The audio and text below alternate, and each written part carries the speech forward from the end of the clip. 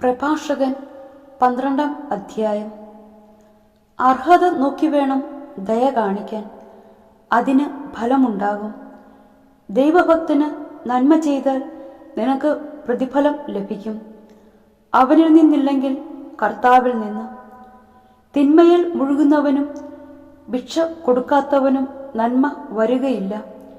ദൈവഭക്തന് നൽകുക, പാപിയെ സഹായിക്കരുത്. എളിയവന് നന്മ ചെയ്യുക, എന്നാൽ ദൈവഭയമില്ലാത്തവനെ സഹായിക്കരുത്.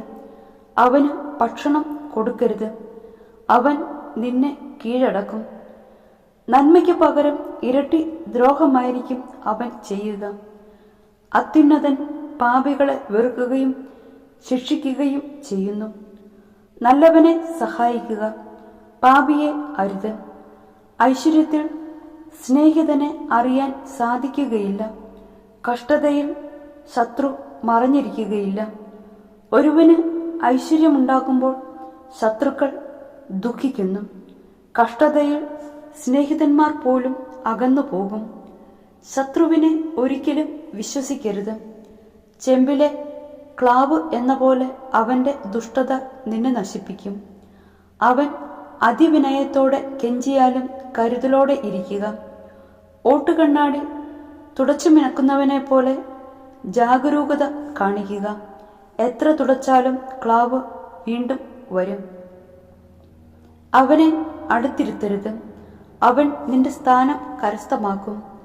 നിന്റെ വലതുവശത്തിരിക്കാൻ അവനെ അനുവദിക്കരുത്, അവൻ നിന്റെ ബഹുമാന്യ സ്ഥാനം അപഹരിക്കും. അപ്പോൾ എൻ്റെ വാക്കുകളുടെ പൊരുൾ നീ ദുഃഖത്തോടെ മനസ്സിലാക്കും. പാമ്പാട്ടിയെ പാമ്പ് കടിച്ചാൽ ആർക്ക് സഹതാപം തോന്നും? ഹിംസ്രജന്തുക്കളെ സൂക്ഷിക്കുന്നവന് അപകടം വന്നാൽ ആർക്ക് അനുകമ്പ തോന്നും?